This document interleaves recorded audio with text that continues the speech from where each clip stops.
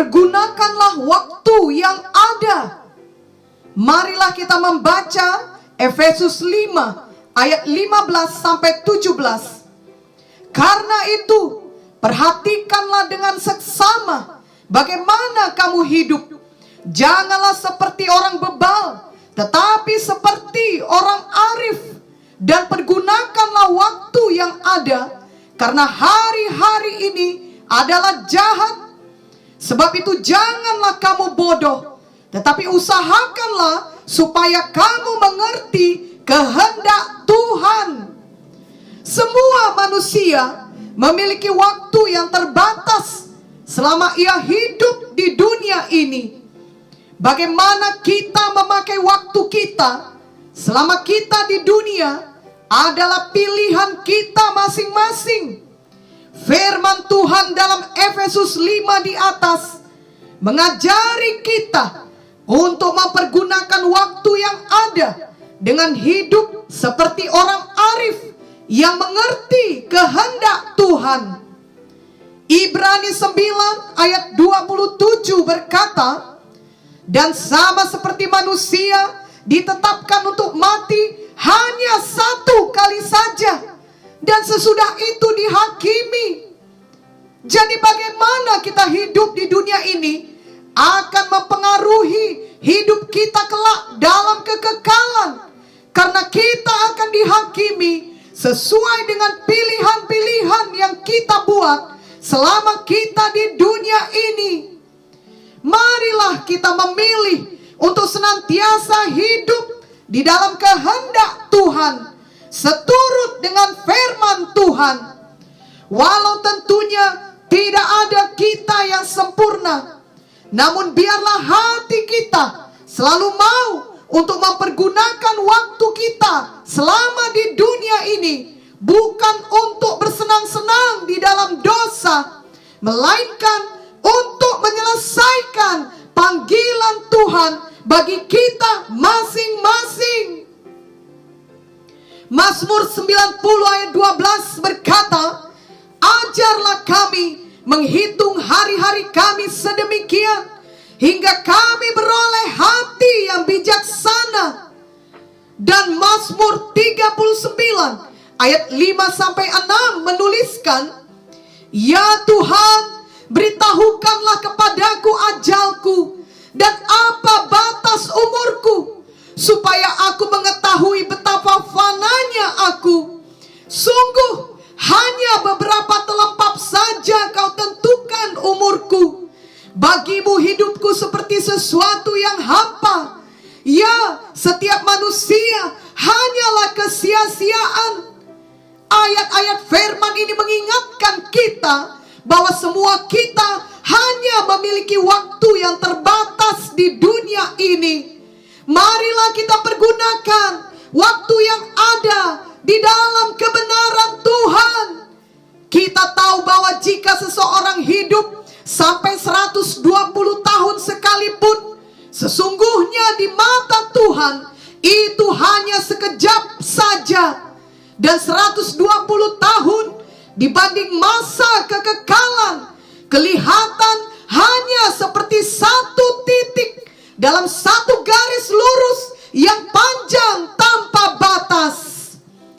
Mazmur 90 ayat 4 berkata, sebab di matamu 1000 tahun sama seperti hari kemarin apabila berlalu, atau seperti suatu giliran jaga di waktu malam. Biarlah kita ingat bahwa di mata Tuhan 1000 tahun sama seperti satu hari saja. Dan Tuhan kita adalah Alfa dan Omega. Dialah yang awal dan yang akhir. Dia kekal selamanya. Sedangkan masa kita hidup di dunia ini sangat terbatas. Mazmur 102 ayat 12 sampai 13 berkata, hari-hariku seperti bayang-bayang memanjang, dan aku sendiri layu seperti rumput. Tetapi Engkau ya Tuhan bersemayam untuk selama-lamanya, dan namamu tetap turun-temurun. pada umumnya orang tidak suka membicarakan mengenai terbatasnya umur manusia. Itu mengingatkan mereka akan fananya kehidupan ini. Namun hal ini adalah kenyataan dan kebenaran yang sesungguhnya. Mazmur 90 ayat 10 berkata, masa hidup kami 70 tahun, dan jika kami kuat 80 tahun, dan kebanggaannya adalah kesukaran dan penderitaan, sebab berlalunya buru-buru dan kami melayang lenyap. Itu sebabnya selama kita di dunia ini, kita perlu sungguh-sungguh menggunakan waktu kita dengan sebaik-baiknya. Mari kita membaca sekali lagi Efesus 5 ayat 15 sampai 17. Karena itu, perhatikanlah dengan seksama bagaimana kamu hidup. Janganlah seperti orang bebal, tetapi seperti orang arif. Dan pergunakanlah waktu yang ada, karena hari-hari ini adalah jahat. Sebab itu janganlah kamu bodoh, tetapi usahakanlah supaya kamu mengerti kehendak Tuhan. Ayat 16 berkata bahwa kita harus mempergunakan waktu yang ada, karena hari-hari ini adalah jahat. Selama kita hidup di dunia ini, kita harus menyadari bahwa ada roh jahat yang bekerja di dunia ini. Efesus 2 ayat 2 berkata, kamu hidup di dalamnya karena kamu mengikuti jalan dunia ini, karena kamu mentaati penguasa kerajaan angkasa, yaitu roh yang sekarang sedang bekerja di antara orang-orang durhaka. Namun sebagai anak-anak Tuhan, kita tidak perlu lagi tunduk di bawah kuasa iblis. Bukan berarti kita tidak mengalami penderitaan. Justru sebagai anak Tuhan yang sejati, kita tidak lepas dari penderitaan. Namun penderitaan yang kita alami bukan karena kita ditindas oleh kuasa setan, atau karena kutuk dosa, atau karena kejahatan kita, melainkan karena kita mengikut Tuhan, karena kita memberitakan firman Tuhan, dan karena kita hidup dalam kebenaran dan kekudusan. Dan penderitaan karena kebenaran itulah yang membawa upah dan kemuliaan kepada kita kelak dalam kekekalan. Ingatlah 2 Korintus 4 ayat 17 yang berkata, sebab penderitaan ringan yang sekarang ini mengerjakan bagi kami kemuliaan kekal yang melebihi segala-galanya, jauh lebih besar daripada penderitaan kami. Jadi marilah kita pakai waktu kita dengan bijaksana. Kita ingat Tuhan Yesus ketika ia hidup di dunia ini, ia hanya hidup 33 tahun. Namun ia menyelesaikan tugasnya dalam waktunya yang singkat di dunia ini. Kita tahu dari Alkitab bahwa Tuhan Yesus banyak mengajarkan firman, menyembuhkan orang sakit, mengusir setan, bahkan membangkitkan orang mati. Dan terutama Tuhan Yesus datang ke dunia ini untuk mati bagi kita, menebus kita dari dosa-dosa kita dengan darahnya yang kudus, sehingga semua kita yang percaya kepadanya dapat diampuni dan diselamatkan. Tuhan Yesus menyelesaikan pekerjaan yang diberikan Bapa kepadanya. Yohanes 17 ayat 4 menuliskan, aku telah mempermuliakan engkau di bumi dengan jalan menyelesaikan pekerjaan yang engkau berikan kepadaku untuk melakukannya. Sebagai anak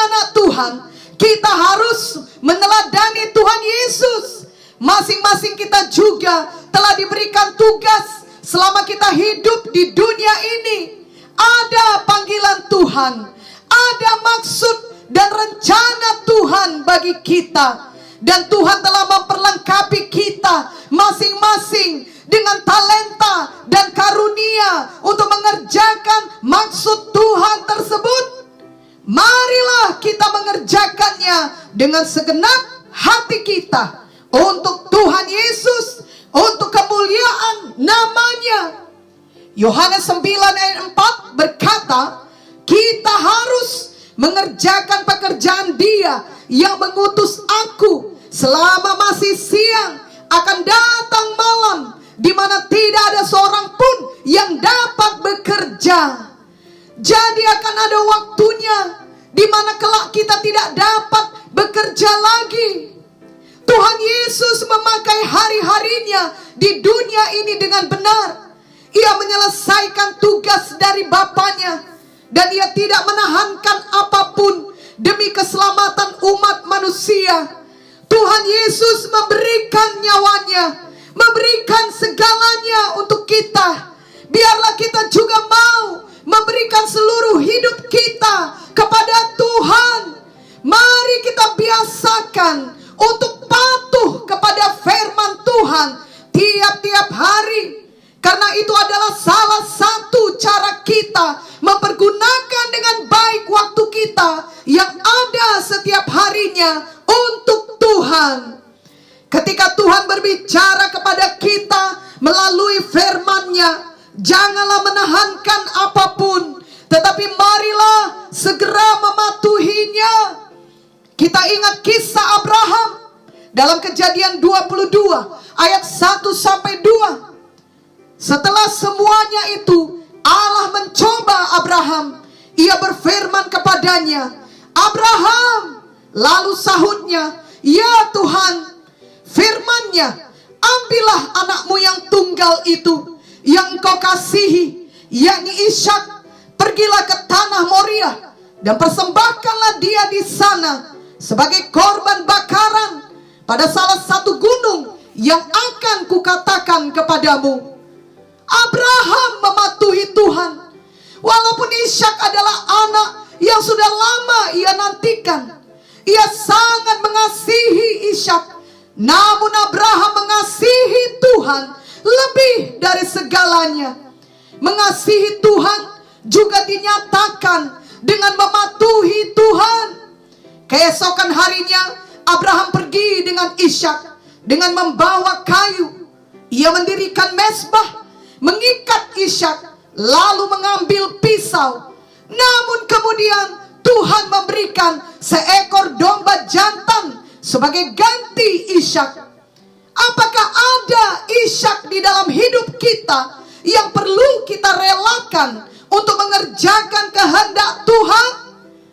Kemudian Kejadian 22 ayat 12 menuliskan, lalu ia berfirman, jangan bunuh anak itu, dan jangan kau apa-apakan dia, sebab telah kuketahui sekarang bahwa engkau takut akan Allah, dan engkau tidak segan-segan untuk menyerahkan anakmu yang tunggal kepadaku. Jadi Tuhan tahu hati kita, sebagaimana Ia tahu hati Abraham. Kiranya Tuhan menemukan hati kita tidak terikat oleh Ishak apapun di dunia ini. Biarlah Tuhan menemukan hati kita, mempercayainya sepenuhnya, dan mau mematuhinya berapapun harganya, sebab kita mengasihinya dengan segenap hati kita. Ketika Tuhan memanggil Saulus yang kemudian menjadi Paulus, firman Tuhan kepadanya dalam Kisah Para Rasul 9 ayat 16 adalah, aku sendiri akan menunjukkan kepadanya betapa banyak penderitaan yang harus ia tanggung oleh karena namaku. Dan Paulus sungguh-sungguh menyambut panggilan Tuhan semasa sisa hidupnya. Ia mempergunakan sisa waktu yang ada selama ia hidup di dunia ini dengan mengerjakan kehendak Tuhan. Walau untuk itu ia harus mengalami banyak penderitaan. Kita dapat membaca beberapa di antaranya dalam 2 Korintus 11 ayat 23 sampai 27. Apakah mereka pelayan Kristus? Aku berkata seperti orang gila. Aku lebih lagi. Aku lebih banyak berjerih lelah, lebih sering di dalam penjara, didera di luar batas, kerap kali dalam bahaya maut. 5 kali aku disesah orang Yahudi, setiap kali 40 kurang 1 pukulan. 3 kali aku didera, 1 kali aku dilempari dengan batu, 3 kali mengalami karam kapal. Sehari semalam aku terkatung-katung di tengah laut. Dalam perjalananku aku sering diancam bahaya banjir dan bahaya penyamun, bahaya dari pihak orang-orang Yahudi dan dari pihak orang-orang bukan Yahudi, bahaya di kota, bahaya di padang gurun, bahaya di tengah laut, dan bahaya dari pihak saudara-saudara palsu. Aku banyak berjerih lelah dan bekerja berat. Kerap kali aku tidak tidur. Aku lapar dan dahaga. Kerap kali aku berpuasa, kedinginan dan tanpa pakaian.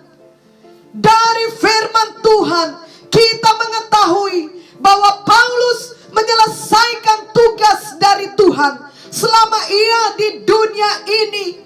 Dalam 2 Timotius 4 ayat 7 sampai 8 dituliskan, aku telah mengakhiri pertandingan yang baik, aku telah mencapai garis akhir, dan aku telah memelihara iman.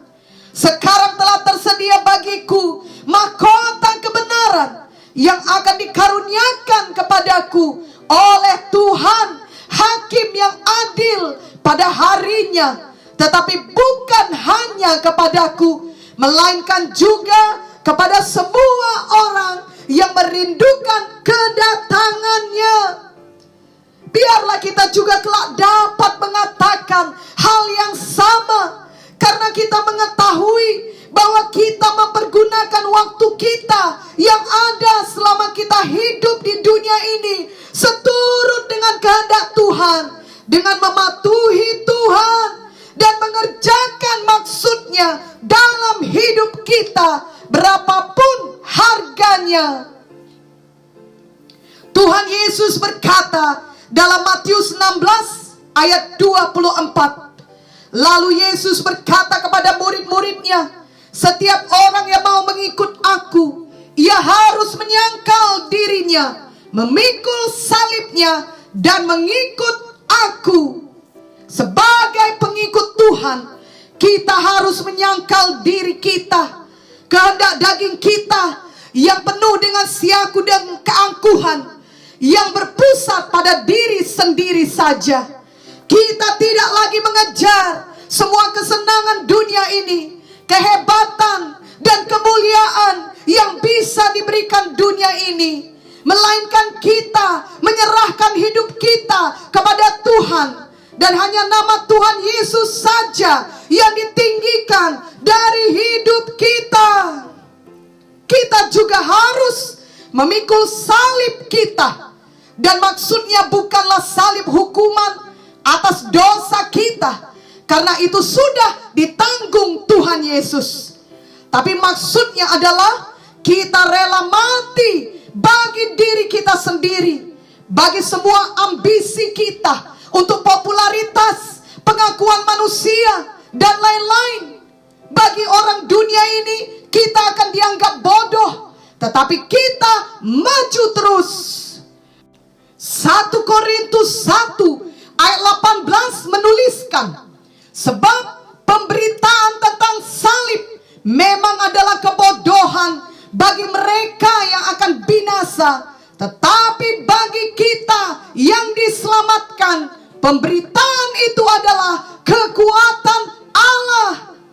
Memanglah sebagai anak-anak Tuhan, kerap kali kita memiliki cara pandang yang berbeda dengan dunia ini.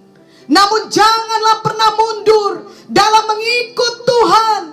Janganlah menggunakan waktu kita yang ada di dunia ini untuk hal kesia-siaan yang tidak bertahan dalam kekekalan. Tetapi mari pergunakan waktu yang ada untuk mengerjakan maksud Tuhan, untuk hal yang bertahan selamanya, yakni untuk kekekalan. Dalam apapun yang kita kerjakan tiap hari, biarlah Injil Kristus diberitakan dari hidup kita dan dari perkataan kita. Dan bila karena itu kita mendapatkan kesulitan, bahkan aniaya, janganlah menjadi lemah. Yohanes 15 ayat 18 sampai 20 menuliskan, jikalau dunia membenci kamu, ingatlah bahwa ia telah lebih dahulu membenci aku daripada kamu. Sekiranya kamu dari dunia, tentulah dunia mengasihi kamu sebagai miliknya. Tetapi karena kamu bukan dari dunia, melainkan aku telah memilih kamu dari dunia, sebab itulah dunia membenci kamu. Ingatlah apa yang telah kukatakan kepadamu, seorang hamba tidaklah lebih tinggi daripada tuannya. Jikalau mereka telah menganiaya aku, mereka juga akan menganiaya kamu. Jikalau mereka telah menuruti firmanku, mereka juga akan menuruti perkataanmu. Ingatlah selalu bahwa dalam semuanya yang kita alami, Tuhan Yesus tidak pernah meninggalkan kita. Kuatkan hati kita. Jangan pernah kita kehilangan damai sejahtera.